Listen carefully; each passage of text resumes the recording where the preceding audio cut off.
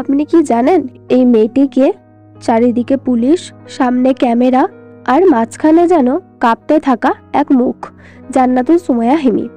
হ্যাঁ, বাংলাদেশে নাটকপ্রেমী দর্শকদের চেনা মুখ, কিন্তু আজ তাকে দেখা গেল পুলিশের মাঝে, গলায় কালো ওড়না, চোখে পানি।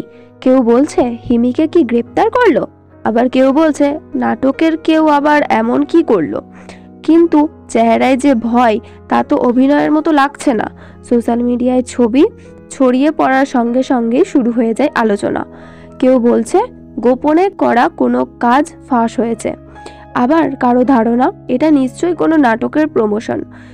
আপনার চোখ কি ধরতে পেরেছে সত্যটা? আসল ঘটনাটা একটু পরেই বলছি। পুলিশের এমন টান টান অবস্থান, হিমির মুখে এমন চাপা অভিব্যক্তি, দর্শক ধরে নিচ্ছে কিছু ভয়ানক ঘটেছে। কিন্তু আপনি কি জানেন এর আসল গল্প? আসলে এটা ছিল একেবারে নাটকের শুটিং। হ্যাঁ, যা দেখলেন পুরোপুরি অভিনয়। সেট আপ, ক্যামেরা, পুলিশ, সবই নাটকের অংশ। চোখে ধোকা খাওয়ার মতো কন্টেন্ট বানানোই ছিল উদ্দেশ্য। আপনি কি প্রথম দেখায় বুঝতে পেরেছিলেন, নাকি একটুও ভাবনায় পড়ে গিয়েছিলেন? কমেন্টে জানান আপনার মতামত।